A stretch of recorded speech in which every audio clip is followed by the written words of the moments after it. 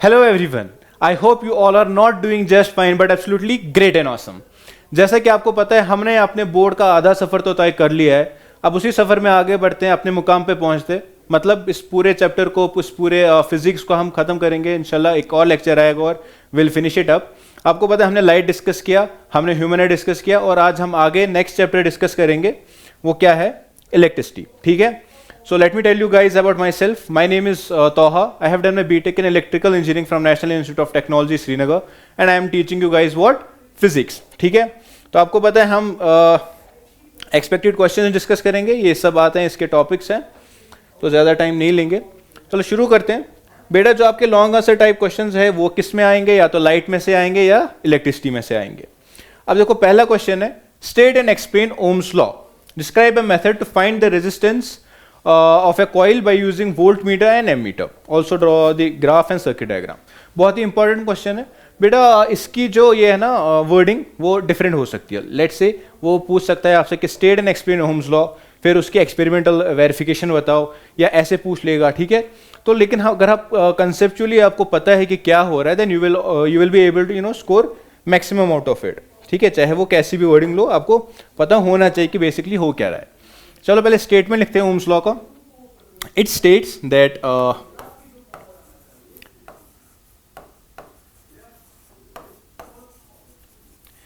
Keeping physical conditions. Sir कौन सी physical conditions? Like temperature. Okay.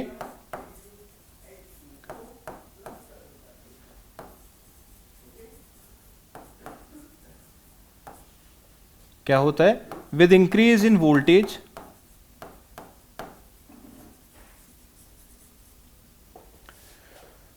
with increase in voltage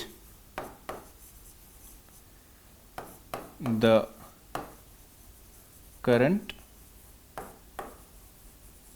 also increases. ठीक है. अब इसको मैथमेटिकली कैसे लिखते हैं? V is directly proportional to what? I. ठीक है. V का यूनिट लिख देता हूं मैं यहां पे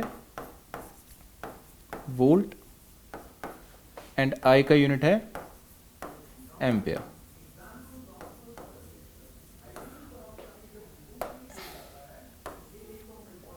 एक और पॉइंट है कि जो हमारा रेशो होता है V बाय I का रेशो है, वो क्या है? कांस्टेंट. ठीक है. मतलब ये रेशो हमेशा कांस्टेंट रहेगा. सर कौन सा कांस्टेंट? जो एक कांस्टेंट है इसका नाम हम देते हैं resistance. Now what is resistance? Resistance is nothing but opposition to the flow of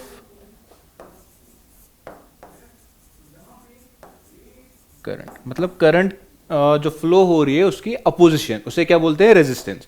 वो मटेरियल ऑब्वियसली उसको फ्लो नहीं करने देता आसानी से, जो वो उसको अपोज करता है उसको बोलते हैं रेजिस्टेंस. इसको डिनोट करते हैं हम बेटा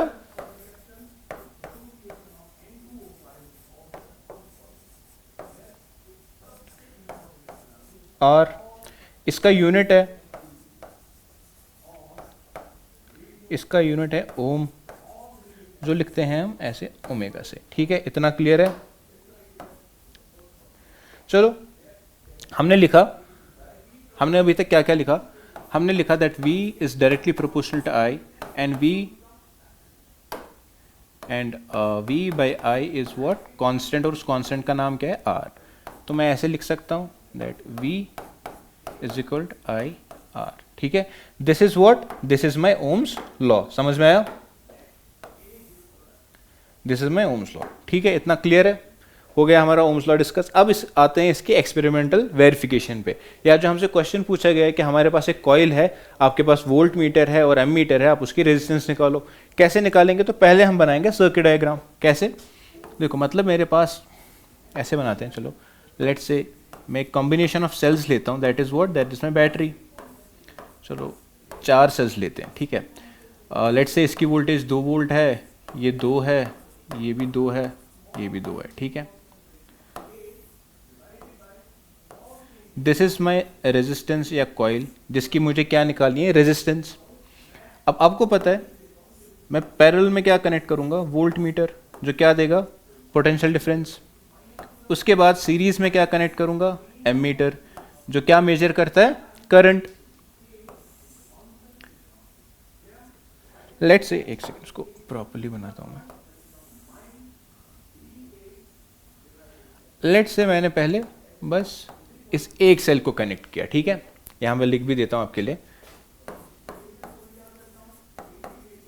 volt meter is always connected in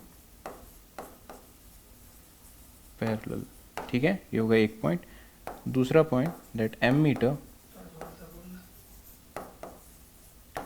is always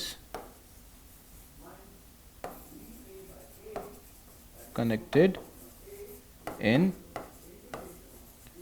series, ठीक है। हमने देखो एमीटर किस में कनेक्ट किया, सीरीज में। वोल्ट मीटर किस में कनेक्ट किया, पैरेलल में, ठीक है। अब जब मैं एक ही सेल कनेक्ट कर रहा हूं, लेट्स से मैं बनाऊंगा टेबल एक V, ठीक है, और I के बीच, और मैं निकालूंगा रेशियो V by I, ठीक है। वो मुझे क्या देगा, R, क्योंकि हमें पता है V by I का रेशियो क्या होता है, कांस्टेंट होता है। अब देखो पहले वोल्टेज कितनी है, पोटेंशियल डिफरेंस कितना है, 2 वोल्ट, ठीक है। लेट्स से करंट आ रही है इसमें से 1 एम्पेयर। अब जैसे ही मैं एक और सेल कनेक्ट करूंगा तो टोटल पोटेंशियल डिफरेंस कितना हुआ, 2 + 2 कितना हो गया, 4 वोल्ट। और लेट्स से अब मेरी करंट आ रही है 2 एम्पेयर। अब मैं एक और कनेक्ट करूंगा, फिर उसके बाद एक और कनेक्ट करूंगा, ठीक है। तो पहले कितना हुआ, 6 volt, current I let's say 3 ampere, फिर आया कितना, 8 वोल्ट, करंट आई 4 एम्पेयर, ठीक है। अब देखो इनका ratio 2 divided by 1 is what, 2, 4 divided by 2 is what, 2, 6 divided by 3 is what, 2, 8 divided by 4 is what, 2। हमने प्रूव भी कर लिया कि V by I का रेशियो कांस्टेंट है, एक्सपेरिमेंटल वेरिफिकेशन भी हो गई। हमें इस कॉइल की रेजिस्टेंस निकालनी थी, हमने वो रेजिस्टेंस भी निकाली। कितनी रेजिस्टेंस है, 2 ओम की रेजिस्टेंस है, वो भी क्लियर हो गया, समझ में आया। स्टेट भी किया, एक्सपेरिमेंटल वेरिफिकेशन भी की, ठीक है। ये इसका आंसर है, प्रॉपर्ली आप चेक कर लेना। इसमें स्टेप्स लिखेंगे, कैसे हम लिखेंगे methods to find the resistance. पहले सर्किट को कनेक्ट करेंगे as shown in the figure, फिर हम एमीटर की रीडिंग लिखेंगे, फिर वोल्ट मीटर की रीडिंग देखेंगे जैसे हमने वहाँ पे रीडिंग चेक की थी। फिर उसके बाद हम देखेंगे, यही सब स्टेप्स करेंगे। उसके बाद will plot a graph. Okay, अब आते हैं ग्राफ पे। अब ग्राफ कैसे प्लॉट करेंगे, देखो this is my what, y axis, and this is my what, x axis. Y axis के along let's say it's my voltage and this is my current. अब मैं मार्किंग करता हूं, this is 1, this is 2, this is 3, ठीक है, this is 4, this is my current. अब यहां से दिस इज 2, दिस इज 4, 6, 8। अब देखो जब 2 वोल्ट थी तो करंट कितना आ रहा है, 1 एम्पेयर, मतलब यहां कहीं पे 4 पे कितना, 2, 6 पे कितना, 3 एम्पेयर, और 8 वोल्ट पे कितना। अब मुझे क्या चाहिए, ग्राफ चाहिए। तो ग्राफ बनाने के लिए I will draw a line जो इनको कनेक्ट करे आपस में, ठीक है। अगर मैं प्रॉपरली बनाऊं तो एक स्ट्रेट लाइन जैसी बनेगी, ठीक है, ठीक है। मतलब V और I का जो ग्राफ होता है वो हमेशा क्या होता है, लीनियर ग्राफ, ठीक है, ऐसे straight line passing through the origin. हो गई एक चीज। V by I का रेशियो कांस्टेंट, उस कांस्टेंट का नाम रेजिस्टेंस, ठीक है। रेजिस्टेंस क्या होती है, opposition to the flow of current. और हमने एक्सपेरिमेंटल वेरिफिकेशन भी कर ली, ठीक है। ये देखिए ग्राफ है, ये उसका सर्किट डायग्राम है जो हमने डिस्कस किया। अब आते हैं, what is the resultant resistance when a number of resistance R connected इन। दो चीजें हैं, एक तो रेजिस्टेंस को मैं कनेक्ट कर सकता हूं सीरीज में, और मैं रेजिस्टेंस को कनेक्ट कर सकता हूँ पैरेलल में। सर क्या होता है सीरीज और पैरेलल, और हमसे पूछा जा रहा है कि रिजल्टेंट रेजिस्टेंस। ठीक है, कोई बात नहीं, पहले डिस्कस करते हैं सीरीज। बेटा जो सीरीज होता है इसमें हम रेजिस्टर्स को कनेक्ट करते हैं वन आफ्टर द अदर। ठीक है, या ऐसे लिखता हूं मैं, resistances are connected end to and.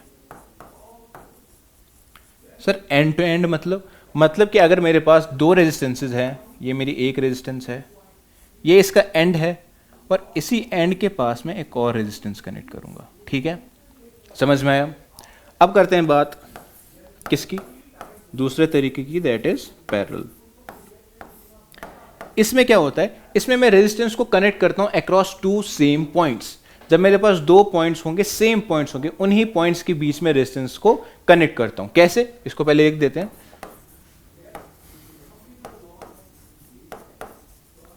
Resistances are connected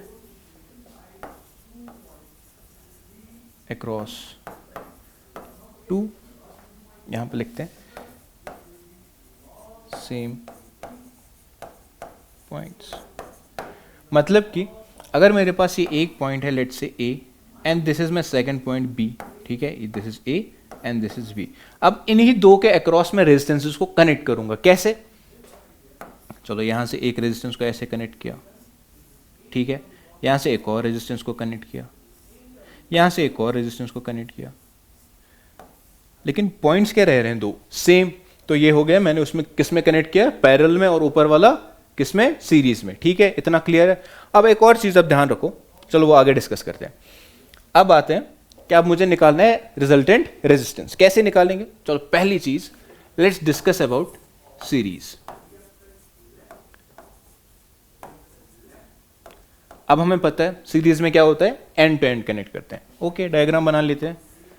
ये मेरी एक resistance, this is my second resistance, this is my third resistance. मैं ऐसे ही n नंबर ऑफ रेजिस्टेंसेस ले सकता हूं। This is my cell. अब मैंने कनेक्ट किया, इसका नाम मैं रखता हूं R1, इसका नाम है R2, इसका नाम है R3। ये पोटेंशियल डिफरेंस है इसका V। अब करंट कहां से कहां जाएगी, माइनस से पॉजिटिव, ऐसे करंट फ्लो करेगी ना, पॉजिटिव से निकल के ऐसे। Let's say this is my I। अब देखो बच्चों, I यहां से जा रही है, क्या I के पास कोई और रास्ता है? सिर्फ एक ही रास्ता है ना, कहीं पे स्प्लिट नहीं हो रही। आप ऐसे भी देख सकते हो, अगर करंट जा रही है और वो कहीं पे स्प्लिट नहीं हो रही, ठीक है, तो उसका मतलब है रेजिस्टेंस को कैसे कनेक्ट किया जा रहा है, सीरीज में। लिख देता हूं यहां पे आपके लिए, करंट हैज ओनली वन रास्ता। ठीक, हैज ओनली वन, लिख देता हूं मैं रास्ता, ताकि इजी हो जाए आपके लिए रिवाइज करना। ठीक, ठीक है सर। अब देखो क्या होगा, लेकिन वोल्टेज तो डिफरेंट होगी, है ना, क्योंकि पॉइंट्स डिफरेंट है। लेट्स से इसके across potential difference is V1, इसके across potential difference is V2, and इसके across potential difference is V3। ठीक है सर, लेकिन मुझे पता है अगर मैं इन पोटेंशियल डिफरेंसेस को ऐड कर दूं तो मेरा टोटल पोटेंशियल डिफरेंस नहीं आ जाएगा। अगर मैं V1, V2 और V3 को ऐड कर दूं तो मेरा टोटल पोटेंशियल डिफरेंस आएगा। ठीक है, चलो लिखते हैं फिर, V is equal V1 plus V2 plus V3, है ना, क्योंकि V ब्रेक हो गया तीन पार्ट्स में। अब इन तीन पार्ट्स को मैं वापस जोड़ूंगा तो मेरा टोटल V नहीं आ जाएगा। ठीक है, ठीक है सर। अब हमें ओम्स लॉ से पता है, ohm's law, from Ohm's law क्या पता है ओम्स लॉ से, V इज इक्वल IR। मतलब मैं इस V की जगह IR नहीं लिख सकता, है ना, चलो इस V की जगह मैं IR लिखता हूं, मतलब IR, लेकिन कौन सा R, total R, that is resultant resistance. ठीक है, किसके बराबर है, व्हाट इज V1? V1 यहां पे अगर मैं देखूंगा, V1 क्या होगा, इट विल बी IR1। सीधी सी बात है, क्योंकि इसके अक्रॉस अगर मुझे V1 निकालना है, क्या करंट चेंज हो रही है, नहीं, करंट तो हमेशा I ही है। ठीक है, बस रेजिस्टेंस चेंज हो रही है, तो V1 will be equal to IR1। Similarly V2 will be equal IR2 and V3 will be equal R three. ठीक है, तो यहाँ पे मैं यही पुट करूँगा, मैं लिखूँगा IR1 plus IR2 plus IR3। ठीक है, क्लियर है। चलो अब मैं यहाँ से, मुझे दिख रहा है यहाँ पे भी I है, यहाँ पे भी I है, यहाँ पे भी I है, मैं इनको कॉमन लिख सकता हूँ। अब मैंने कॉमन लिया तो क्या बना, R1 plus R2 plus R3। क्या ये I और ये I कट नहीं सकते, है ना, क्योंकि इसको यहाँ ले जाऊंगा तो डिवीजन में ही हो जाएगा। अब मैंने सीधे ही काट दिया, तो मेरा RT किसके बराबर आया, R1 plus R2 plus R3। ये चीज क्या है, this is my resultant resistances when connected in series. Colour, let me choose a colour, हाँ ठीक है, ठीक है, this is my resultant resistances. जब मैं रेजिस्टेंस को किस में कनेक्ट करता हूं, सीरीज में कनेक्ट करता हूं। ठीक है, चलो आते हैं अब पैरेलल पे। दूसरी चीज,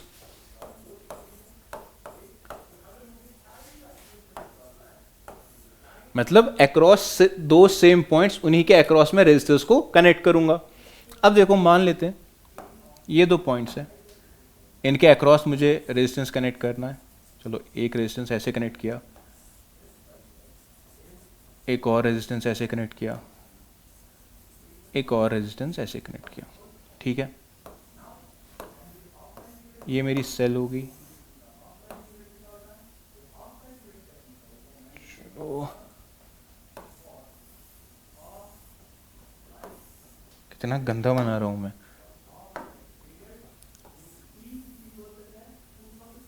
ठीक है, potential difference V, let's say इसका नाम है R1, इसका नाम है R2 और इसका नाम है R3। ठीक है, यहाँ से करंट आ रही है I।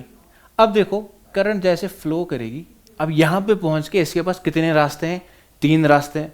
मतलब करंट पूरी तो यहाँ से नहीं जा सकती, क्योंकि यहाँ से भी रास्ता है, यहाँ से भी रास्ता है। मतलब करंट क्या हो जाएगी, ब्रेक हो जाएगी। और जिस भी ऐसे कॉम्बिनेशन में जहाँ पे करंट ब्रेक हुई उसको बोलते हैं पैरेलल रेजिस्टेंस। ठीक है, पैरेलल कॉम्बिनेशन ऑफ रेजिस्टेंसेस। इतना क्लियर है। अब यहाँ पे मैं लिख भी देता हूँ, जैसे उसमें लिखा था हमने, करंट हैज मल्टीपल रास्ता।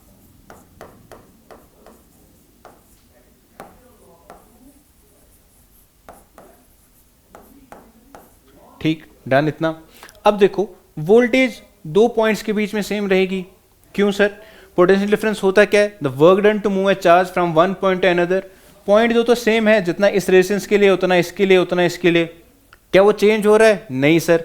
तो मेरा पोटेंशियल डिफरेंस हर एक के लिए सेम रहेगा, बस ब्रेक क्या हो रही है? करंट। चलो करंट को दिखाते हैं किसी और कलर से।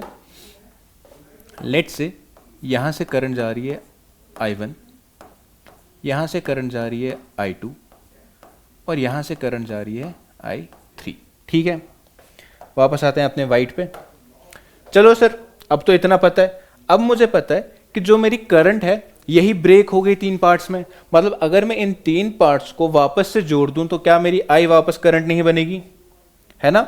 एग्जैक्टली मेरी I करंट वापस बनेगी। ठीक है, अब देखो बेटा, अगर मैं बोलूं कि ये 3 करंट्स यहां पे वापस मिल रही है तो वापस से I नहीं बन जा रही। मतलब अगर मैं I1, I2 और I3 को वापस ऐड करूं तो I बन जाएगा, सीधी सी बात। तो मैं लिख सकता हूं that I is equal I1 plus I2 plus I3। Sir फिर से ओम्स लॉ हम यूज करेंगे, फ्रॉम ओम्स लॉ। हमें पता है that V is equal to IR and I will be equal to what? I को यहीं पे रखूंगा, R को यहां पे डिवीजन में ले जाऊंगा, V बाय R। अब मैं यही चीज सब्स्टिट्यूट करूंगा इसमें। अब यहां पे टोटल करंट की जगह मैं लिख सकता हूं V और टोटल रेजिस्टेंस। ठीक है, अब I1 देखो, I1 के लिए मेरा क्या बन जाएगा? I1 के लिए क्या बन जाएगा? V तो सेम है। क्या V चेंज हो रहा है? नहीं सर। चेंज क्या हो रहा है? Resistance R1। Similarly for I2 I can write it V by R2। For I3 I can write V by R3। है ना? क्योंकि रेजिस्टेंस ही तो चेंज हो रही है, वोल्टेज तो हर जगह सेम है, पोटेंशियल डिफरेंस तो हर जगह सेम है। तो मैं ऐसे नहीं लिख सकता that V divided by R one divided plus V divided by R two plus V divided by R three. अब यहाँ पे v हर एक जगह है, क्या मैं इसको कॉमन नहीं निकाल लूँ? ठीक है सर, कॉमन निकाल लीजिए। अब मैं इसको कॉमन निकाल के मैं लिख सकता हूँ R one plus one by R two plus one by R three. अब इस v से ये v कट जाएगा, ठीक है। अब देखो मेरा रिजल्टेंट क्या आया, मेरा रिजल्टेंट क्या आया, ठीक है। कहाँ पे लिखूँ, चलो यहीं पे लिखता हूँ। One by R T is equal one by R one plus one by R two plus one by R three. This is my what resultant resistance when the resistors are connected in what parallel combination। समझ में आया? इतना clear? ये इसका solution है, ठीक है। अब चेक कर लेना, अच्छे से देख लेना, इजी रहता है बच्चों के लिए फिर इससे पढ़ना। चलो अब आते हैं थोड़े न्यूमेरिकल वाले पोर्शन पे। अब मुझे दिया हुआ है कि मेरे पास 3 रेजिस्टर्स हैं, उनकी रेजिस्टेंस कितनी है, 5 ओम है, 10 ओम है, 30 ओम है, और मैंने इनको कैसे कनेक्ट किया, पैरेलल में कनेक्ट किया। और बैटरी कितनी है, 12 वोल्ट की बैटरी है। हमें क्या बोला गया, हमें बोला गया कि टोटल करंट कितनी फ्लो हो रही है सर्किट में से, करंट एक रेजिस्टर में से करंट कितनी जाएगी, हर एक रेजिस्टर में से। हमें पता है ना करंट ब्रेक हो रही है, मतलब हर एक रेजिस्टर में से डिफरेंट करंट फ्लो करेगी, वो सब भी निकालना है। और बोला जा रहा है कि टोटल सर्किट रेजिस्टेंस क्या है। सर हमें पता है, पहले हम क्या करेंगे, बोर्ड में भी पहले हम बनाएंगे diagram. This is my one resistor, ठीक है, this is my another resistor, this is my third resistor, ठीक है। अब इसकी रेजिस्टेंस कितनी है, 5 ओम की, इसकी रेजिस्टेंस है 10 ओम और इसकी है 30 ओम। अब देखो ये मेरी बैटरी दी हुई है, battery is of what, potential difference, voltage कितनी है इसकी, 12 वोल्ट, राइट। अब मुझे पता है करंट ब्रेक हो रही है, ठीक है, मुझे वही तो बोला जा रहा है कि इसमें से I1 निकालो, इसमें से I2 निकालो और इसमें से I3 निकाल के दो मुझे, ठीक है। क्या मैं पहले निकाल लूँ टोटल सर्किट रेजिस्टेंस, क्योंकि हमने अभी फॉर्मूला पढ़ा, हम वही लिखते हैं। हमें पता है 1 by R T is equal 1 by R one plus 1 by R two plus 1 by R three, ठीक है। 1 by R T as it is, क्योंकि ये निकालना है। 1 by R one is what, 5 ohm. Similarly R2 कितना है, 10 ओम, R3 कितना है, 30 ओम। चलो इसको सॉल्व करते हैं। 5 को मैं क्या मल्टीप्लाई करूंगा, 30 बन जाएगा 6, 10 को 3, 30 को कुछ नहीं, divided by 30, it comes out to be में 6 plus 3 plus 1 is what, 10, 10 by 30, 0 से 0 गया, ठीक है। यहाँ पे ध्यान रखना बच्चों, बोर्ड्स में बच्चे यही गलती करते हैं कि 1 बाई आर टी को एज इट इज छोड़ देते हैं, कि बोलते हैं कि ये रेजिस्टेंस है, ये हमारी रेजिस्टेंस नहीं है, इसका रेसिप्रोकल करना पड़ता है। My R T will be what, 3 ohm, ठीक है, डन, आ गया मेरा, मतलब टोटल रेजिस्टेंस मेरी कितनी होगी, 3 ओम की रेजिस्टेंस होगी। चलो हो गया हमारा टोटल सर्किट रेजिस्टेंस तो हो गया। अब बोला जा रहा है total current in the circuit. Sir पता है हमें V is equal to I R, ठीक। अब I निकालूंगा, that will be equal to V by R. What is V? V is nothing but 12। What is R, जो हमने total resistance निकाली, 3 ohm, 3 1 and 3 4, my which implies my I is equal 4 ampere. हो गए हमारे 2 part, ठीक है, 2 parts हो गए, हमने टोटल करंट भी निकाला। अब बोला जा रहा है कि करंट इन ईच रेजिस्टर निकाल लो, ठीक है। मुझे पता है रेजिस्टर 1 में से कितनी करंट जा रही है, I1। क्या वोल्टेज चेंज हो रहा है, नहीं सर, पोटेंशियल डिफरेंस वोल्टेज हमेशा सेम है V। क्या चेंज हो रहा है, R1, है ना। अब मेरा what is V, 12, what is R1, as I remember it was 5 ohm, ठीक है। अब मेरा I1 कितना आया, 5 2 इज 10, 2.4 एम्पेयर, राइट। हो गया एक पार्ट, एक रेजिस्टर में से इतनी करंट। अब दूसरे रेजिस्टर में से, सर पता है V बाई R2 क्योंकि पोटेंशियल डिफरेंस चेंज नहीं हो रहा. What is V? 12. It was what? 10 and 30. Okay, so it was 10. Solve कर लो, क्या आएगा? 1.2. 1.2 एम्पेयर. ठीक है. तीसरा I3, it will be equal to V by R3. What is V? 12 volts. R3 is what? 30. 6 into 5 is 30. 6 into 2, right? So it comes out to be my 0.4. Is it? है ना? तो मेरा I3 कितना आया? 0.4 amperes. अब देखो बच्चों, मैंने आपको बोला कि करंट ब्रेक हो रही है 3 पार्ट्स में, 2.4, 1.2, 0.4. अब लेकिन टोटल करंट कितनी थी? 4 एम्पेयर. आप ये चेक भी कर सकते हो. देखो IT मेरी कितनी आई? 4 एम्पेयर. आपको पता है that IT will be equal I1 plus I2 plus I3. Check कर लेते हैं. I1 कितना है? 2.4 प्लस 1.2 I2 है ना, एंड 0.4. ज़रा इसको ऐड करो. क्या है? मेरा 4 नहीं बन रहा है ना. 2.4 plus 1.2 is what? 3.6. 3.6 plus 0.4 is what? 4 ampere. क्या यही मेरा IT नहीं था? ये आप ऐसे चेक भी कर सकते हो. ठीक है बच्चा, क्लियर है इतना? चलो आगे बढ़ते हैं. इसका सोल्यूशन है. नेक्स्ट क्वेश्चन आते हैं. Explain joules law of heating and derive it's relation, right the application of heating effect. ठीक है. देखो बच्चों, जो हमारी करंट है ना, इलेक्ट्रिसिटी है, करंट है, इसके 2 इफेक्ट्स हैं जो कि पर्टिकुलरली हम 10th की क्लास में डिस्कस करेंगे. पहला इफेक्ट हम इस वाले चैप्टर में डिस्कस करेंगे. नेक्स्ट इफेक्ट हम इंशाल्लाह कल के लेक्चर में जो हम लाइव करेंगे उसमें डिस्कस करेंगे. क्या है? पहला इफेक्ट है हीटिंग इफेक्ट, दूसरा इफेक्ट है मैग्नेटिक इफेक्ट जो कल डिस्कस किया जाएगा. अब हीटिंग इफेक्ट क्या होता है? हीटिंग इफेक्ट कहता है कि जैसे मैं किसी भी कंडक्टर में से करंट फ्लो करता हूं, उसमें रेजिस्टेंस है ना, कोलिजन्स होंगे, तो वो इलेक्ट्रिकल एनर्जी हीट एनर्जी में चेंज हो जाती है. ये तो हो गया हीटिंग इफेक्ट. सर लेकिन इन्होंने पूछा है joules law of heating. Joules law of heating कुछ डिफरेंट है. हाँ, जूल्स लॉ कुछ अलग कहता है कि हीटिंग इफेक्ट तो हमें पता है. हीटिंग इफेक्ट होता है कि जैसे ही करंट फ्लो करेगी कंडक्टर में, रेजिस्टेंस की वजह से इलेक्ट्रिकल एनर्जी हीट एनर्जी में चेंज हो जाएगी. जूल ने इस चीज की रिलेशन निकाली. ठीक है. क्या मुझे स्टेटमेंट लिखने की जरूरत है? आई गेस वो मिल जाएगा नोट्स आपको. ये स्टेटमेंट नहीं लिखते हैं. ठीक है. देखो जूल ने क्या बोला. जूल ने बोला दैट V इज इक्वल, हमें पता है what is V? Work done to move a charge from one point to another, that is V divided by W divided by Q. तो मैं क्या V into Q is equal to W नहीं लिख सकता. ठीक है, क्लियर इतना?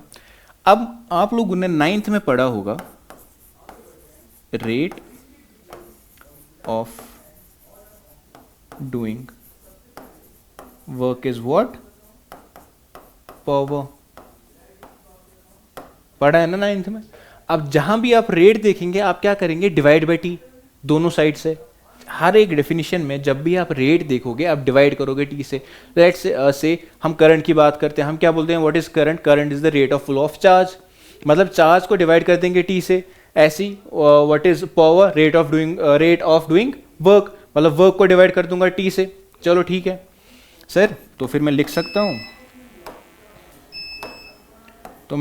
हूं, V into Q divided by T is equal to W by T. ठीक है. अब इस QT से कुछ याद आया आपको? या मैं ऐसे भी लिख सकता हूं ना आपको प्रॉपर एनालाइज कराने के लिए. What is Q by T? आपको पता होगा I is equal Q by T, है ना, ये चीज तो पता है. अब इस Q बाई टी की जगह मैं I नहीं लिख सकता. ठीक है, ये मेरा क्या हो जाएगा? पावर हो जाएगा, which implies power is equal V into I. ये हो गया मेरा इलेक्ट्रिक पावर. लेकिन मुझे क्या निकालना है? मुझे निकालनी है एनर्जी. एनर्जी क्या होती है? पावर और टाइम का प्रोडक्ट. अब वो एनर्जी किस में चेंज हो रही है? हीट एनर्जी में. मतलब जितनी भी इलेक्ट्रिकल एनर्जी थी वो किस में चेंज हो रही है? हीट एनर्जी में. तो अगर मैं इसको T से मल्टीप्लाई करूंगा, मतलब इसको भी T से मल्टीप्लाई करना है. समझ में आया? है ना, क्योंकि पावर एंड टाइम जब मैं इनको प्रोडक्ट करता हूँ that will be my energy. अब यहाँ पे एनर्जी किस में चेंज हो रही है, इलेक्ट्रिकल एनर्जी हीट एनर्जी में, तो मैं P इंटू टी को सीधे H नहीं लिख सकता, हीट एनर्जी, ठीक है। Now V into I into T, चलो यहाँ पे मैं लिख भी देता हूँ आपके लिए, P into T is equal V into I into T, this is my energy, electrical energy, ये कन्वर्ट की जा रही है किस में, हीट एनर्जी में।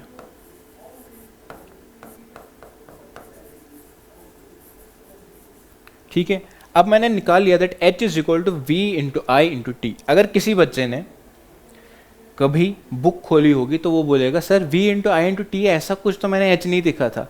हाँ सही बोल रहे हो, ऐसा कुछ तो नहीं देखा था, V into I into T, बिल्कुल ऐसा नहीं है।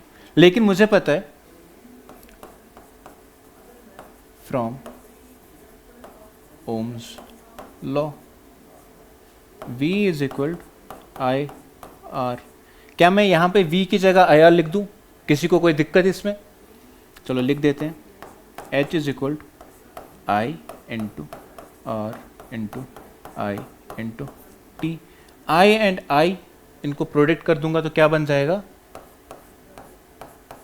H is equal to I square R T. ये मेरा जूल्स लॉ ऑफ हीटिंग आ गया जो आपने बुक्स में देखा होगा। सर तो क्या मैं ये चीज़ यूज़ नहीं कर सकता? बिल्कुल कर सकते हैं, क्यों नहीं कर सकते। अब हम स्टैंडर्ड यही याद रखते हैं, आई स्क्वायर आर टी, इसलिए मैंने ये डिराइव करके आपको दे दिया। कल को बोर्ड्स में आएगा तो आपको यहाँ तक लेके आना है। क्या इसकी और एक फॉर्मूला मैं निकाल लूँ?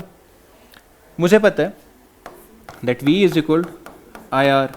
अब मुझसे यहाँ पे आई स्क्वायर दिख रहा है, मतलब अगर मैं इसको भी स्क्वायर कर दूँ, इसको भी स्क्वायर कर दूँ, किसी को कोई दिक्कत? मतलब यहाँ से भी 2 और यहाँ से भी 2, ठीक है। तो मैं लिख सकता हूँ V square is equal I square R square. मुझे आई स्क्वायर ही तो चाहिए, मतलब आई स्क्वायर को वहीं पे रखूँगा, आर स्क्वायर को इधर ले जाऊँगा, तो मेरा V square by R square is equal to what, I square. ठीक, एक और चीज़ कर सकता हूँ, V स्क्वायर की जगह मैं आई स्क्वायर आर स्क्वायर लिख सकता हूँ। आर स्क्वायर से आर स्क्वायर कट जाएगा, सॉरी V स्क्वायर की जगह मैं आई स्क्वायर आर स्क्वायर लिख सकता हूँ, फिर वहाँ से आर स्क्वायर कट जाएगा, वापस से मेरा वही आ जाएगा। मैं ये सब कर सकता हूँ, ठीक है, इसमें कोई दिक्कत नहीं होनी चाहिए। चलो अब देखो मुझे किस पॉइंट पे आना था। ये हमने निकाल लिया joules law of heating. Joules law क्या कहता है कि जितना मैं करंट को इंक्रीज करूँगा उसकी वजह से जो हीट एनर्जी है वो ज़्यादा आएगी। अब जितना मैं रेजिस्टेंस को बढ़ाऊंगा कोलिजन ज़्यादा होंगे, कोलिजन ज़्यादा होने की वजह से हीट एनर्जी बढ़ जाएगी। अब जितने ज़्यादा टाइम के लिए मैं फ्लो करूंगा करंट को, उतनी मतलब जितने ज़्यादा टाइम के लिए मैं करंट को फ्लो करूंगा उतनी भी हीट एनर्जी बढ़ जाएगी। आपने देखा होगा जब हम बहुत टाइम तक फ़ैन को ऑन रखते हैं वो गर्म हो जाता है, या फ़ोन यूज़ करते हो बहुत टाइम तक वो भी गर्म हो जाता है। क्यों? क्योंकि हम टाइम इंक्रीज कर रहे हैं, करंट जा रही है, उसकी वजह से हीटिंग इफेक्ट हम देख पा रहे हैं। सेम गोज़ फॉर ये जो हमारे फैंस होते हैं उनके लिए, फ़ोन होते हैं उनके लिए, बहुत सारे एग्जाम्पल्स है इसके, ठीक है। चलो अब इसको मैथमेटिकली कैसे लिखें। अब देखो जूल साहब ने बोला that H is directly proportional to I square and H is directly proportional to R and H is directly proportional to T। ठीक है, इसको फिर वही इंग्लिश में लिखना है, ये हमारा जूल्स लॉ ऑफ हीटिंग हो गया। अब देखो लेट्स से अगर मैं I को डबल कर लूँ, मतलब यहाँ पे आपको दिख रहा है ना कि अगर मैं H को बढ़ाऊंगा दैट मीन्स R बढ़ेगा, है ना, सॉरी R को बढ़ाऊंगा H बढ़ेगा, ऐसे याद रख लो। टाइम को बढ़ाऊंगा हीट बढ़ेगी, रेजिस्टेंस को बढ़ाऊंगा हीट बढ़ेगी, करंट को बढ़ाऊंगा हीट बढ़ेगी। लेट्स से मैंने यहाँ पे रेजिस्टेंस को डबल किया तो हीट क्या हो जाएगी, डबल। टाइम को डबल किया तो हीट भी हो जाएगी डबल। टाइम को हाफ किया, हीट भी हाफ। रेजिस्टेंस को हाफ किया, हीट भी हाफ। लेकिन यहाँ पर देखो ये आपका MCQ बन सकता है कि अगर मैंने करंट को डबल कर दिया तो हीट कितनी होगी, हीट कितनी होगी, हीट होगी 4 टाइम्स। सर ऐसा क्यों? क्योंकि हमें पता है that H is directly proportional to I square. अब मैं आई स्क्वायर को डबल कर दूं मतलब क्या बनेगा, 2i स्क्वायर। अब 2 का स्क्वायर कितना होता है, 4, मतलब मेरा ये कितना बना 4i², मतलब मेरी जो हीट है वो कितने फैक्टर से बढ़ जाएगी, 4 के फैक्टर से बढ़ जाएगी। अच्छा अगर मैं इसको हाफ कर दूं, हाफ कर दूंगा तो मतलब 1/2, अब कितने फैक्टर से हीट कम होगी, 1/4 के फैक्टर से कम होगी हीट। समझ में आया, क्लियर है। अब आते हैं इसके एप्लीकेशन वाले पार्ट पे, ठीक। अब इसकी एप्लीकेशंस हम रियल लाइफ में देख सकते हैं, कैसे कैसे, उसके बहुत सारे एग्जांपल्स हैं। Let's discuss them one by one. अब पहला चीज आपने देखा होगा बल्ब, ठीक है। बल्ब क्या होता है, बल्ब इज नथिंग, ऐसे एक ग्लास होता है, उसके बीच में एक ऐसे फिलामेंट होता है। ये फिलामेंट किस चीज का बना होता है, टंगस्टन का। सर टंगस्टन का क्यों बना होता है, टंगस्टन का जो रेजिस्टेंस है वो बहुत ज़्यादा है, ज़्यादा रेजिस्टेंस है तो हीटिंग इफेक्ट ज़्यादा होगा। समझ में आया, इतना क्लियर है। अब जब ये हीटिंग इफेक्ट हुआ तो कुछ पार्ट ऑफ एनर्जी एक तो हीट में चली जाती है और कुछ लाइट में। टंगस्टन यूज़ करने का ये भी फ़ायदा है कि इसका मेल्टिंग पॉइंट बहुत हाई है, ठीक, melting point is very high. कितना high sir, it's approximately equal to 3380 degree Celsius.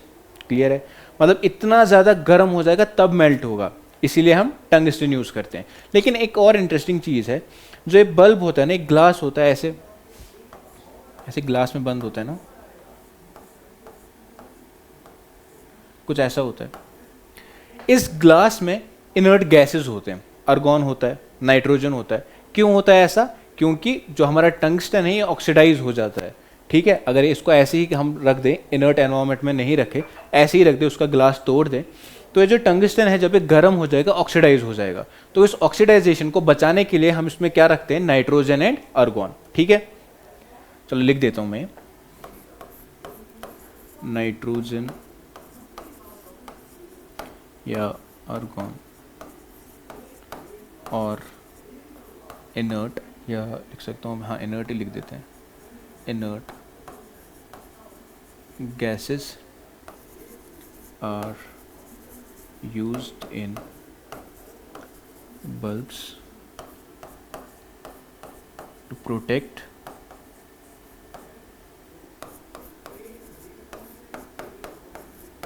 the filament from oxidizing। ठीक है, समझ में आया। चलो दूसरी एक एग्जांपल लेते हैं, इलेक्ट्रिक आयरन की।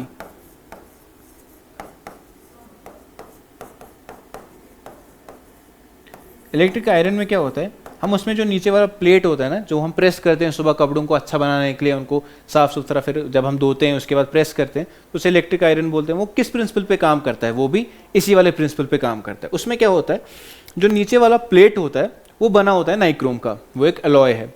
क्यों सर, क्योंकि उसकी रेजिस्टेंस बहुत ज़्यादा हो जाती है, जब करंट उसमें फ्लो करती है, रेजिस्टेंस बहुत ज़्यादा है, तो क्या हो जाएगा, हीटिंग इफेक्ट प्रोड्यूस हो जाएगा और उसकी वजह से हमारे कपड़े फिर कड़क हो जाते हैं, है ना। समझ में आया, ये हो गई इलेक्ट्रिक आयरन की बात। तीसरी एक एग्जांपल अगर हम लें, वो लेंगे हम इलेक्ट्रिक फ्यूज़ की, जो हम डिस्कस करेंगे कल वाले चैप्टर में बहुत ही इन डिटेल, ठीक है। अभी बस याद रखो आप,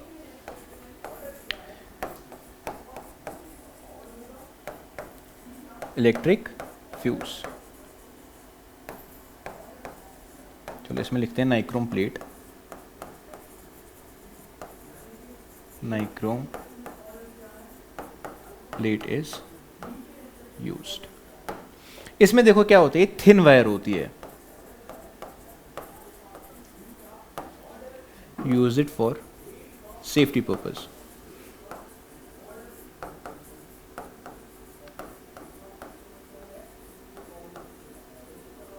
हैविंग लो रेजिस्टेंस।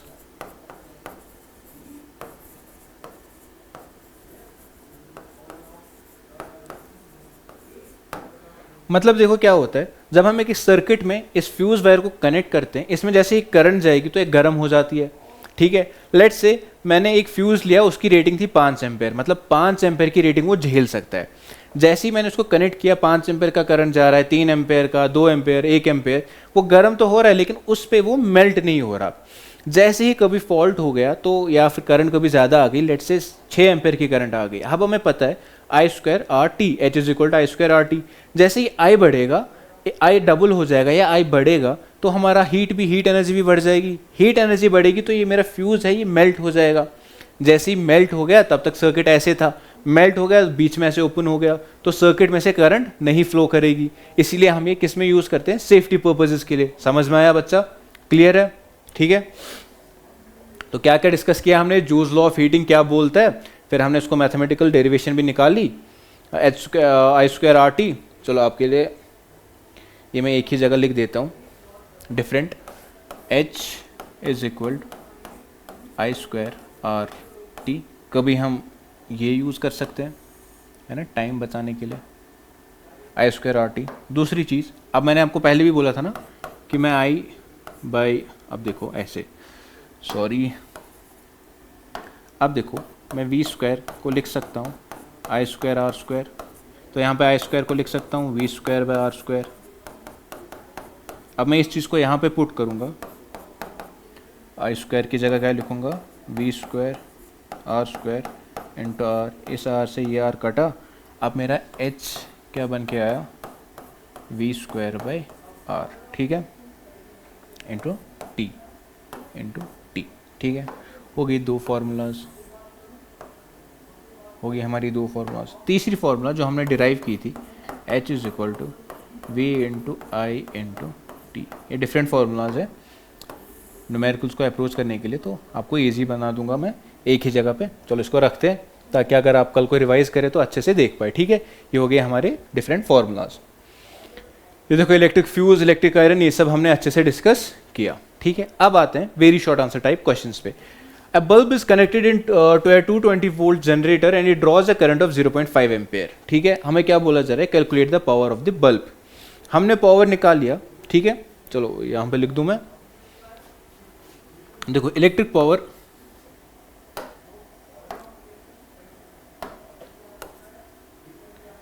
चलो लेट इट बी,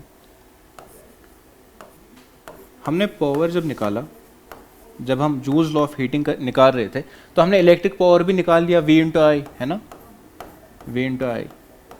इसकी भी मैं डिफरेंट फॉर्म्स लिख सकता हूँ, V को आई आर लिख सकता हूँ, फिर क्या बन जाएगा, आई स्क्वायर आर। चलो ये लिख देते हैं, P is equal to V into I, P is equal to I की जगह आई आर, है ना, सॉरी V की जगह आई आर तो आई स्क्वायर आर। वैसे ही डिफरेंट जैसे उसमें बनाया था। चलो अब इतना सब कुछ लिखने की ज़रूरत है नहीं, this is more than enough, इससे हमारे क्वेश्चंस हो जाएंगे, ठीक। V into I and I square are.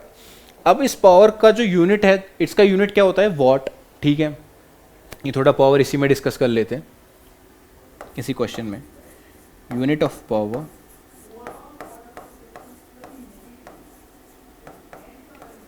Is what, ठीक है। लेकिन जो ये वॉट है ये बहुत ही छोटा यूनिट है, तो हम प्रैक्टिकल सिनेरियोज में कौन सा यूनिट यूज करते हैं, किलोवाट, ठीक है। In practical scenarios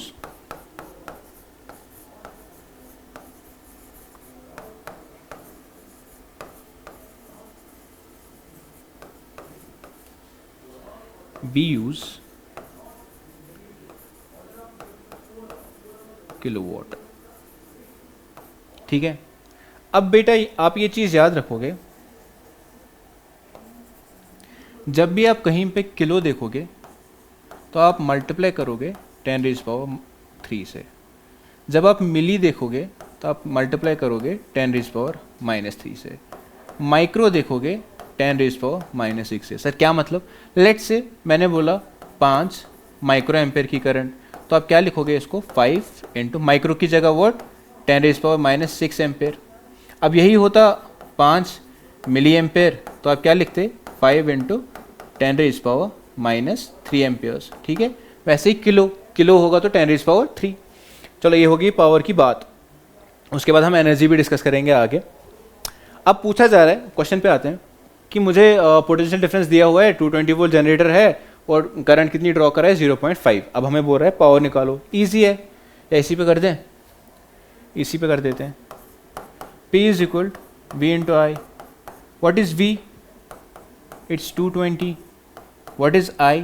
0.5। क्या मैं इसको ऐसे नहीं लिख सकता,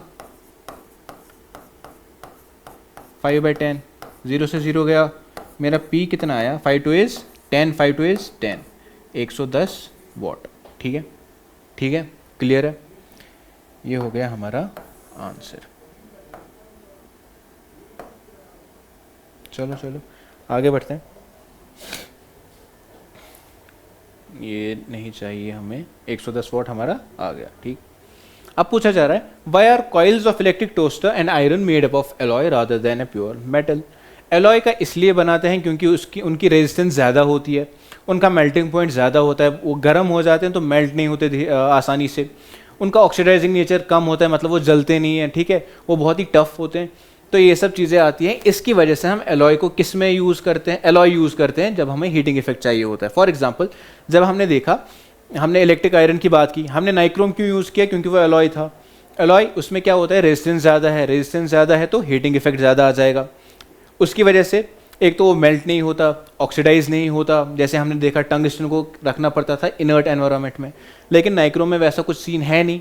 ठीक है, वो क्या हमारा ऑक्सीडाइज नहीं होता अच्छे से, मतलब जल्दी ऑक्सीडाइज नहीं होता। तो ये सब चीज़ें हैं, ये प्रॉपर्टीज़ हैं एलॉय की, इसकी वजह से हम एलॉय यूज़ करते हैं। ठीक है, ये सब लिखने की आई गेस ज़रूरत है नहीं, ये आपको एज इट इज़ मिल जाएगा। The coils of electric appliance like toaster iron and heat, क्योंकि उनके पास रेजिस्टेंस ज़्यादा होती है और वो क्या करते हैं, ऑब्वियसली जब रेजिस्टेंस ज़्यादा होगी तो हीट ज़्यादा होगी।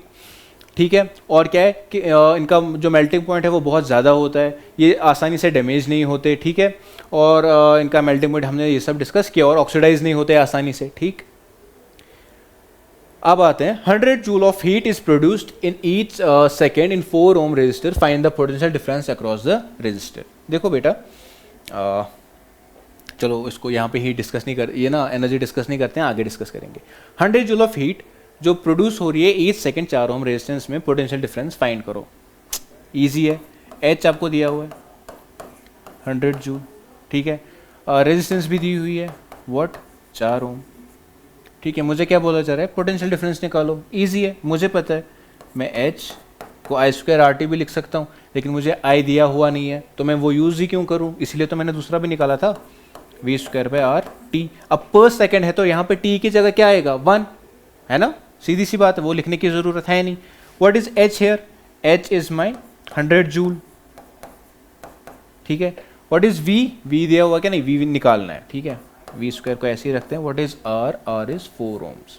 चलो इसको सॉल्व करते हैं, तो वी स्क्वायर मेरा आ जाएगा 100 into 4, that is V square is equal to 400 and V is equal to under root of 400। Under root करूँगा 400 का तो क्या बनेगा 20 स्क्वायर, है ना, मतलब 20 को अगर मैं स्क्वायर कर दूँ ये से ये कट जाएगा, तो मेरा V क्या बनेगा 20 वोल्ट्स। क्लियर है। ये बेटा न्यूमेरिकल वाला पोर्शन इसमें ज़्यादा है। ठीक है, तो इसमें इसी पे ज़्यादा फोकस करेंगे, इसमें थ्योरी इतना कुछ है नहीं जो हम याद करेंगे। ठीक, चलो ये इसका आंसर हो गया। आगे बढ़ते हैं। How many 176 resistors in parallel are required to carry a 5 ampere on a 220 volt line? मतलब कि मेरे पास रेजिस्टर्स हैं, हर एक रेजिस्टर की जो रेजिस्टेंस है 176 ओम है। अब मैं कितने ही ऐसे रेजिस्टर को पैरेलल में कनेक्ट करूं ताकि उनमें से जो करंट फ्लो करे वो बस 5 एम्पेयर की करंट फ्लो करे, उससे ज़्यादा ना हो। ठीक है, मैक्सिमम करंट इतनी ही फ्लो हो सकती है। ठीक है, अब मुझे पता है, लेट से मैं बोलूँ कि n नंबर ऑफ रेजिस्टर्स हैं, मतलब यहाँ पे एक रेजिस्टर मैंने ऐसे कनेक्ट किया, यहाँ पे एक और रेजिस्टर ऐसे कनेक्ट किया, मतलब एक ही पॉइंट पे ऑब्वियसली, तभी तो पैरेलल होगा। अब ऐसे ही मुझे नहीं पता कितने, let's say n number of resistors मैंने कनेक्ट किए। ठीक है, इसको अच्छे से बनाएं।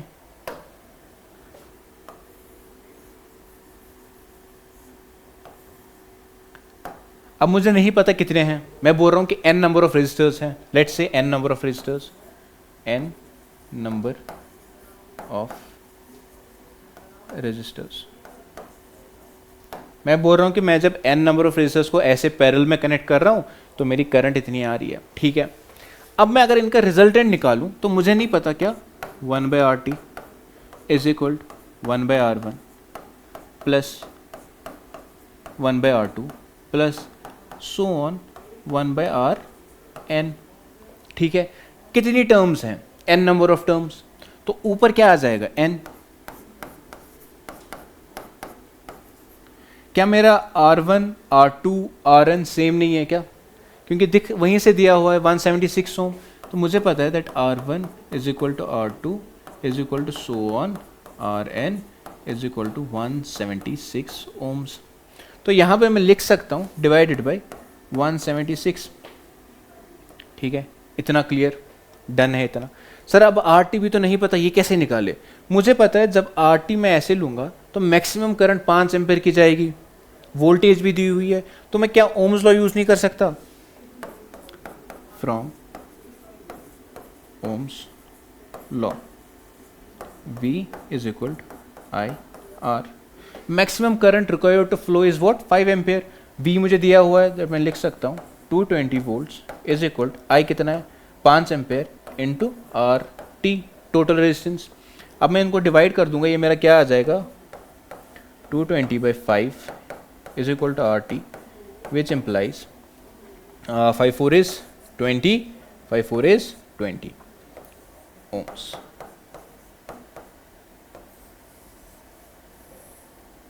मतलब टोटल रेजिस्टेंस इतनी आ रही है। अब इसको मैं इसमें पुट कर लूँ, मेरा n आ जाएगा। अब मैं सीधे लिखूँगा, यहीं पे लिख देते हैं that 1/44 is equal to n by 176, right. अब मैं 176 को डिवाइड कर दूंगा 44 से, मेरा क्या आ जाएगा? n। चलो इसको डिवाइड करते हैं। 4 1 4 1 11 से, 4 4 इज 16, 4 4 इज 16, 11 1 11 4। मतलब मैं कितने रेजिस्टर्स को ऐसे कनेक्ट कर सकता हूँ? 4 रेजिस्टर्स को। ठीक है, तो my answer to this question is what? 4। Clear है?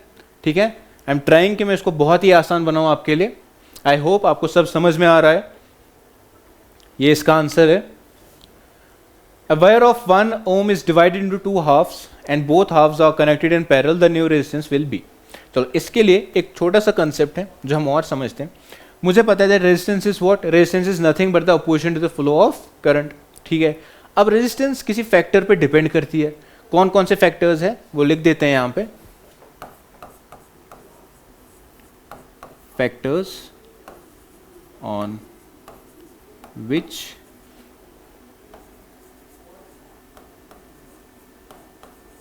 Resistance depends. ठीक, पहला फैक्टर है लेंथ। ठीक है, आप मुझे बताओ, 2 रास्ते हैं, आपको यहाँ से लाल चौक जाना है या आपको यहाँ से लद्दाख जाना है, तो आपको आसानी किस में होगी? लद्दाख जाने में या लाल चौक जाने में? सीधी सी बात है, आप पहले कहाँ पहुँचोगे? लाल चौक। लद्दाख जाने में तो बहुत टाइम लगेगा। बस वही चीज़ आप समझ लो कि आप करंट हो। अब मैं लेंथ को बढ़ा दूँ तो मेरी रेजिस्टेंस क्या होगी? दिक्कत क्या हो जाएगी? बढ़ जाएगी। और जितना मैं लेंथ को कम करूँगा तो मेरी दिक्कत क्या होगी? कम होगी, है ना? सीधी सी बात है। तो मैं लिख सकता हूँ that my R is directly proportional to L. मतलब मैं एल को बढ़ाऊंगा, रेजिस्टेंस बढ़ जाएगी, दिक्कत बढ़ जाएगी। एल को कम करूंगा, रेजिस्टेंस कम हो जाएगी। होगी पहली चीज। चलो दूसरी चीज, एरिया। सर एरिया पे कैसे डिपेंड करती है? सेम चीज। अब मान के चलो 2 रास्ते हैं, एक रास्ते में एक ही लेन है, दूसरे रास्ते में 4-5 लेन्स है। अब गाड़ी किस में तेज चला सकते हो? आसानी किस में होगी? ऑब्वियसली 4-5, जिसमें 4-5 लेन्स होंगे उसमें आराम से चल लोगे। जिसमें एक ही लेन है, छोटी सी गली है, उसमें दिक्कत होगी। बस वही चीज़ है। अब मैं करंट को फ्लो होने के लिए कम रास्ता दूंगा तो उसको बेचारे को दिक्कत हो जाएगी फ्लो होने में। बहुत ही ज़्यादा रास्ता दे दूंगा तो आसानी से चला जाएगा। अब मतलब कि मैं इसको लिख सकता हूँ that resistance is inversely proportional to area. ये होगी मेरा दूसरा पॉइंट। मतलब मैं एरिया को बढ़ाऊंगा, रेजिस्टेंस होगी कम। मैं एरिया को कम करूंगा, मेरी रेजिस्टेंस होगी ज़्यादा। ठीक है, और तीसरी चीज़ है nature. Nature of the material. Sir मतलब कि जो हमारा मटेरियल है वो स्वभाव से कैसा है? मतलब 2 रास्ते हैं, लाल चौक जाने के लिए मेरे पास 2 रास्ते हैं। एक रास्ता, दोनों रास्तों में 4 लेन्स हैं, ठीक, दोनों रास्तों की लेंथ सेम है, कोई डिफरेंस नहीं। लेकिन एक रास्ते में ट्रैफिक बहुत है, गड्ढे बहुत हैं, ठीक है, तो उसमें ऑब्वियसली मुझे ज़्यादा दिक्कत होगी। अब वो लेंथ और एरिया से लेना देना है नहीं क्योंकि दोनों का सेम है, लेकिन उसका नेचर ही ऐसा है, उस रास्ते का नेचर ही ऐसा है कि वहाँ पे ट्रैफिक होता है, वहाँ पे गड्ढे होते हैं, तो उस चीज़ पे भी डिपेंड करती है हमारी रेजिस्टेंस। अब इसको मैथमेटिकली लिखने का एक तरीका है, कैसे लिखेंगे, दैट में R is directly proportional to L and inversely proportional to A. क्या मैं इसको ऐसे नहीं लिख सकता, आर इज इक्वल कॉन्स्टेंट लाया मैंने एल बाई ए, ठीक है। अब जो एक कांस्टेंट यहां पे चीज आई, इसको बोलते हैं रेजिस्टिविटी।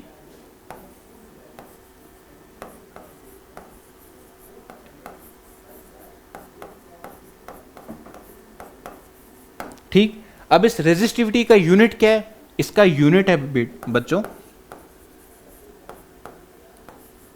ओम मीटर, ओम मीटर, ठीक है। सर रेजिस्टिविटी होती क्या है, ये होती है कि एक मटेरियल कितना स्ट्रांगली अपोज करेगा to the flow of current, ठीक है। लिख देते हैं यहां पे, how strongly a material opposes the flow of current। ये डिफरेंट मटेरियल्स के लिए डिफरेंट रेजिस्टिविटी होती है। मतलब जैसे हम बोलते हैं कि डिफरेंट बच्चों की डिफरेंट डिफरेंट कैपेबिलिटीज होती हैं, कोई बच्चा बहुत ही जल्दी डिस्ट्रैक्ट हो जाता है, कोई बच्चा डिस्ट्रैक्ट नहीं होता। वैसे ही कोई एक मटेरियल उसमें ज़्यादा रेजिस्टेंस होती है, ज़्यादा रेजिस्टिविटी होती है, वो ज़्यादा करंट को रोकता है। कोई एक मटेरियल ऐसा होता है कि वो बोलता है कि भाई जाने दे करंट को, मुझे इसको ज़्यादा रोकूंगा नहीं, ठीक है। ये सब हमने डिस्कस कर लिया कि factors on which resistance depends, ठीक है। इसको ज़रा सा अलग से ऐसे लिखते हैं ताकि आपको दिख जाए कि एक टॉपिक डिस्कस कर लेते हैं हम, ठीक। ये हो गए कुछ पॉइंट्स। अब हम आते हैं वापस क्वेश्चन पे। क्वेश्चन बोल रहा है wire of 1 ohm is divided into 2 halves, ठीक, और बोथ हाफ को हमने फिर कनेक्ट कर लिया पैरेलल में, कोई बात नहीं। अब मुझे दिख रहा है ये अगर एक वायर है, ठीक है, इसकी लेंथ थी लेट से L और इसकी रेजिस्टेंस थी R ओम। आप लोगों को पता है कि R is directly proportional to L, ठीक। अब मैंने इसको बीच में तोड़ दिया, ठीक है। मतलब इसको मैंने कैसे तोड़ दिया, अब जो नई रेजिस्टेंस बनी इसको 2 हाफ्स में मैंने ऐसे तोड़ दिया, मतलब नई वायर जो थी, सॉरी, बिल्कुल बीच में। तो इसकी लेंथ क्या हुई L/2, इसकी लेंथ क्या हुई L/2। क्लियर है इतना। आप लोग मुझे बताओ, अगर मैं लेंथ को कम कर दूंगा तो रेजिस्टेंस क्या होगी, कम होगी। मैंने लेंथ को है ना हाफ कर दिया, 2 फैक्टर से कम कर दिया, ठीक है, बाई 2 कर दिया। ऑब्वियसली रेजिस्टेंस को भी क्या होगा, हाफ हो जाएगी। मतलब मेरी नई रेजिस्टेंस जो बनेगी, अब मैंने जब लेंथ को चेंज किया, लेंथ चेंज्ड L/2, इससे क्या हुआ, मेरी जो रेजिस्टेंस है R न्यू वो भी क्या बनी, सॉरी L/2 नहीं, R/2। अब हमें R तो वहीं से दिया हुआ था, कितना था R वॉज 1 ओम, तो नई रेजिस्टेंस क्या बनी 0.5 ओम। अब बोला जा रहा है कि इन दो को मैंने पैरेलल में कनेक्ट कर लिया, मतलब इसकी रेजिस्टेंस भी इतनी होगी और इसकी रेजिस्टेंस भी इतनी होगी। अब इन दोनों को पैरेलल में कनेक्ट कर लूं तो मेरा 1/RT क्या बनेगा, पता है मुझे, 1/R1 plus 1/R2 which is equal 1/0.5 divided by 1/0.5। इसको सॉल्व करेंगे आगे, मेरा RT आ जाएगा। कैसे सॉल्व करेंगे, it is 2 divided by 0.5 which sorry ठीक है। देखो यहाँ पे मुझे डिनोमिनेटर सेम करने की ज़रूरत है नहीं, सीधे आ जाएगा 2 डिवाइडेड बाई 0.5, ठीक है। तो किया था मैंने, क्यों मिटा दिया मैंने, ये बन जाएगा मेरा 2, ये आएगा 4/1, ठीक है। अब देखो मैंने क्या बोला, रेसिप्रोकल करना पड़ता है, इस चीज़ का ध्यान रखो हमेशा। अब मेरा RT क्या आएगा 1/4, that is my RT will be what 0.25 ohms. ठीक है, मतलब अब नई रेजिस्टेंस कितनी बनी, इतनी। समझ में आया, क्लियर है? ठीक है, ये इसका आंसर है। ठीक, चलो एक क्वेश्चन छूट गया था। Let the resistance of an electric component remain constant while the potential difference across the two ends of the component decrease to half of its former value, what change will occur in the current through it. मतलब कि मैंने potential difference को, sorry resistance को change नहीं किया, resistance मेरी constant है, लेकिन पोटेंशियल डिफरेंस को हाफ कर दिया। सर हमें पता है ओम्स लॉ से that V is directly proportional to I। अब मैं V को हाफ कर दूंगा तो I भी हाफ हो जाएगा। तो what change will occur in the current through it, current will also be half.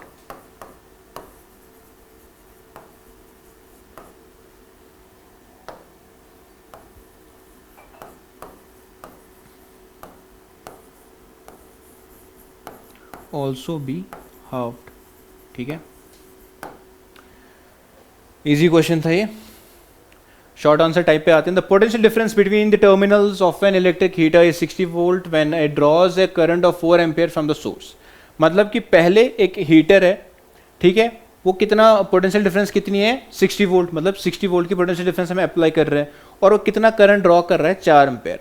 अब मैंने पोटेंशियल डिफरेंस को चेंज किया 120 वोल्ट। अब कितनी करंट फ्लो करेगा? मुझे पेन उठाने की ज़रूरत नहीं है, मुझे लगता है आप में से बहुत बच्चे होंगे जो पेन उठाए बिना इस क्वेश्चन का जवाब दे सकते हैं। कैसे? देखो, हमें पता है V is directly proportional to I, इस पे पूरा इलेक्ट्रिसिटी खत्म हो जाएगा। V is directly proportional to I। ठीक, अब मुझे पता है जब 60 था वोल्टेज तो करंट 4 एम्पेयर आ रही थी। अब मैं 60 को डबल कर दूं तो क्या बन जाएगा, 120 वोल्ट्स। ठीक है, अब मैं इस चीज को डबल कर दूं तो ये चीज मेरी करंट भी क्या हो जाएगी, डबल। तो करंट कितनी बनेगी, 8 एम्पेयर। ये इसका आंसर है। बहुत सारे बच्चों ने दिमाग में ही कर लिया होगा, लेकिन बोर्ड में आप ऐसे नहीं लिख सकते। बोर्ड में आपको चाहिए मार्क्स, वो देखते हैं कि इन्होंने कितने स्टेप्स किए और क्या वो स्टेप्स सही हैं। तो क्या बोलेंगे, हमें पता है that V is equal to IR पहले केस में। What is V in this case, 60।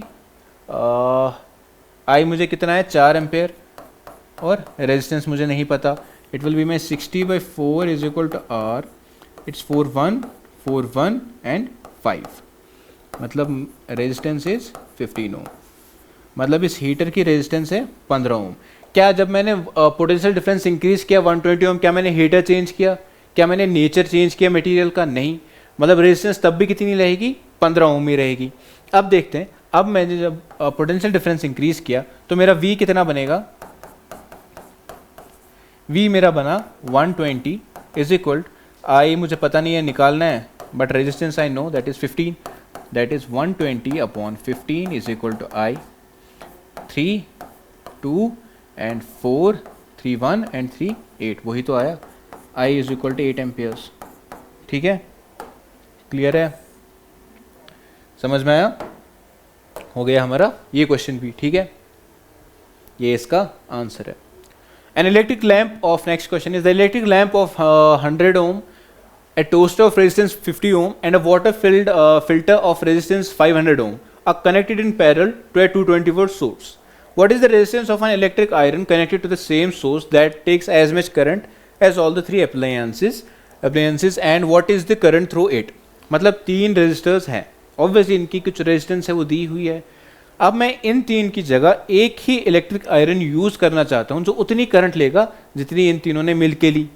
मतलब इनडायरेक्टली मुझसे क्या पूछा जा रहा है, इन 3 की जगह एक ही इलेक्ट्रिक आयरन मैं लूंगा, मतलब मैं इनका रेजिस्टेंस निकाल लूं, total resistance, and they are connected in what, parallel.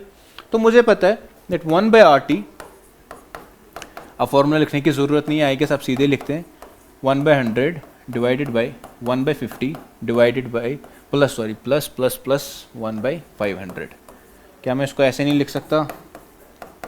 ठीक है, अब थोड़ा कैलकुलेशन तेज करते हैं। 5 10 1 500 इट इज़ 16/500। ठीक है, मतलब मेरा RT क्या हुआ, 500/16।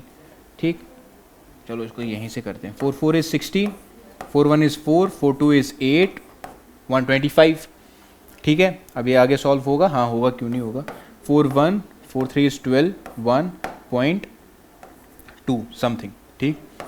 तो आर टी मेरा आया 31.2 ओम्स।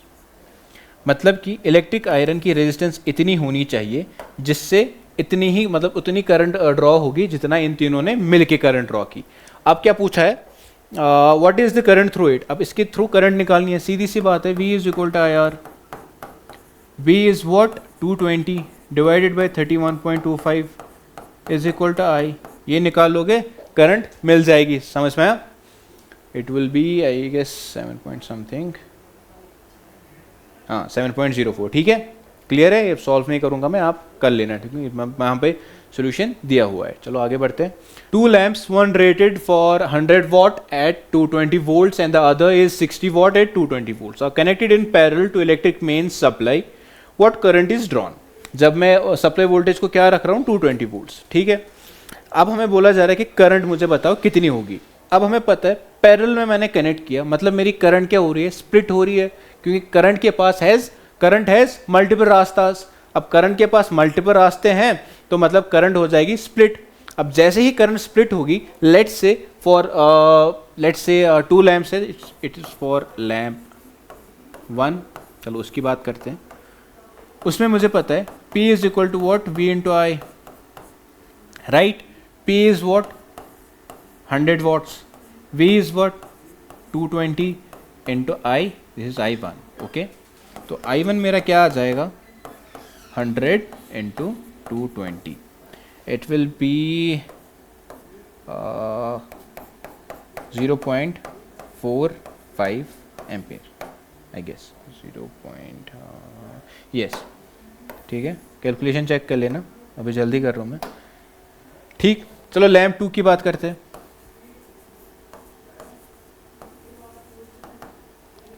इसमें मुझे पता है P is equal V into I2, ठीक। What is P 60 220 into I2, what will be my I2 60 divided by 220 is equal to my I2। चलो यहाँ से मुझे एक चीज़ दिख रहा है, अगर मैं इसको इसमें नहीं रखता, देखो मुझे क्या दिख रहा है, मुझे दिख रहा है 100 डिवाइडेड बाई 220। अब मेरा I2 ये आ गया, I1 ये आ गया। अब मुझे पता है लैंप 1 में से इतनी करंट है, लैंप 2 में से इतनी करंट है। अब मुझे बोला जा रहा है टोटल करंट, तो मैं इस I1 और I2 को क्या कर लूँगा, आपस में ऐड कर लूँगा। अब मुझे पता है टोटल करंट, पता है ना, जैसे पैरेलल में स्प्लिट होती है करंट, फिर वापस एक ही जगह पे मिलती है, तो बस वही ऐड कर रहा हूँ मैं। टोटल करंट किसके बराबर आएगा, I1 प्लस I2, ठीक। Let's say total current is my IT, I1 कितना है 100 divided by 220 plus 60 divided by 220, मेरा क्या बन जाएगा ये 160 डिवाइडेड बाई 220, 0 से 0 गया, 4 4 इज सॉरी 2 से कहते हैं 2 8 इज 16 11। अब मेरा IT कितना आया 8/11, that is equal to 0.7 amperes. Check कर लेना फिर से एक बारी, ठीक, 0.4 एम्पियर्स, ठीक है। समझ में आया कैसे किया हमने, स्प्लिट हो गई फिर वापस से ऐड कर लिया, इजी। ये हाँ 0.7, ये इसका आंसर। एक कॉपर, चलो ये होमवर्क करना आप, ठीक है। इसका मैं थोड़ा सा आपको बता देता हूँ कि कैसे करना है, अप्रोच क्या है, बट आप ये खुद कर लेना, ठीक। डू लेट अस नो इसका आंसर क्या आएगा। A copper wire has a diameter of 0.5 mm। देखो बच्चों, मैंने आपको बोला जब भी मिलीमीटर देखोगे तो क्या लिखोगे, मतलब मिली देखोगे तो क्या लिखोगे, अगर इसको मीटर में चेंज करना है, मिली की जगह 0.-3 10⁻³ मिली की जगह ये क्या बनेगा मीटर्स। और रेजिस्टिविटी भी इस बार ही दी हुई है, wow, 1.6 into 10⁻⁻8 ohm meter. What will be the length, length मुझसे पूछी जा रही है, रेजिस्टेंस दी हुई है 10 ओम की और लेंथ पूछी जा रही है, ठीक है। मुझे पता है सर इसमें कुछ ऐसा यूज होगा, कुछ ऐसा ही यूज होगा इसमें, R is equal to rho L by A। लेकिन सर एरिया नहीं पता, एरिया क्यों नहीं पता, हमें पता है वायर कैसी होती है, ऐसे सिलेंड्रिकल शेप की होती है, करंट ऐसे फ्लो करेगी, क्रॉस सेक्शन का एरिया क्या होगा, इस क्रॉस सेक्शन का एरिया क्या होगा, area will be equal to what, pi R square, है ना।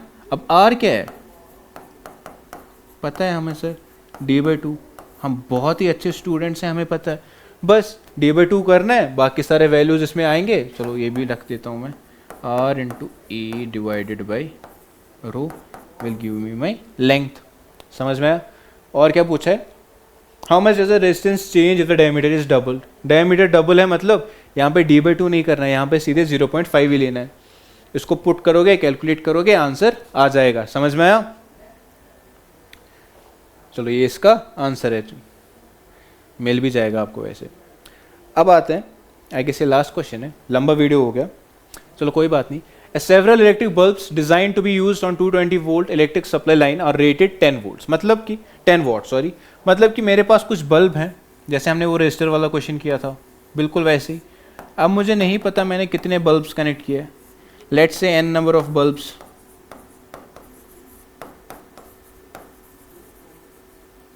n नंबर ऑफ बल्ब्स मैंने कनेक्ट किए 220 वोल्ट इलेक्ट्रिक सप्लाई पे। हर एक की रेटिंग कितनी है, मतलब आपको मैं लिखता हूँ, P bulb is what 10 what.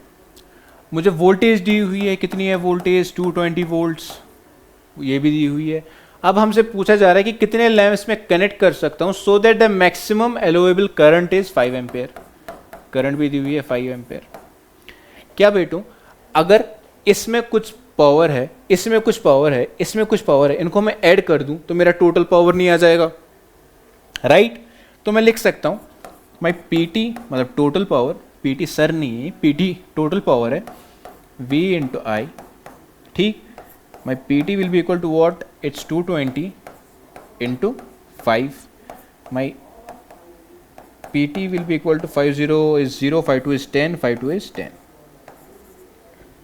अरे नहीं गलत कर दिया मैंने, 50 is 0, 52 is 10, 52 is 10 and 1 is carry. Calculation का ध्यान रखेंगे आप भी बोर्ड्स में, मेरी तरह कोई मिस्टेक नहीं कर देंगे आप, ठीक है। इतना आ गया टोटल। अब मुझे पता है इन सब बल्ब्स को मैं अगर ऐड कर दूं, इन सब की पावर रेटिंग को ऐड कर दूं तो मेरा टोटल पावर नहीं आ जाएगा यहाँ पे, क्लियर है। मतलब कि मेरा PT will be equal to P1 plus P2 plus so on Pn, मतलब इतने बल्ब्स हैं, n नंबर ऑफ बल्ब्स हैं।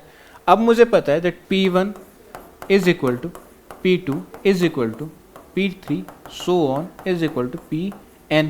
कितना है वो दिया हुआ है, कितना 10 वॉट, बस क्वेश्चन हो गया।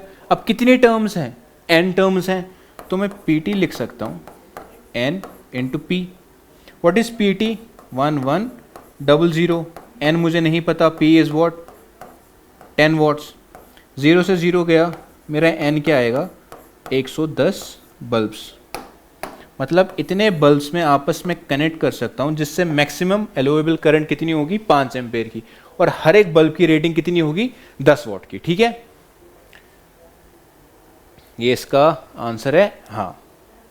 इसके साथ हमारा इलेक्ट्रिसिटी वाला चैप्टर भी खत्म हो गया। हमने बहुत ही ज़्यादा क्वेश्चंस इसमें सॉल्व किए, बहुत ही ज़्यादा क्वेश्चंस थे, न्यूमेरिकल्स डिस्कस किए, कंसेप्चुअली सारे कंसेप्ट्स हमने अच्छे से पढ़े, सब कुछ। आई होप आपको सब कुछ क्लियर होगा, कहीं पे भी कोई डिफिकल्टी नहीं होगी। स्टिल अगर आपको कहीं पे भी कोई दिक्कत है, do let us no in the comments. I am trying my best कि आपको सब कुछ बहुत ही आसान कर दूं मैं, और ये सब हमारे एक्सपेक्टेड क्वेश्चंस थे जो आपके एग्जाम में आने की प्रोबेबिलिटी बहुत ज़्यादा है। बाकी I wish you all the very best, अच्छे से पढ़िए, अपना ख्याल रखिए, टेक केयर, अल्लाह हाफिज़, बाय।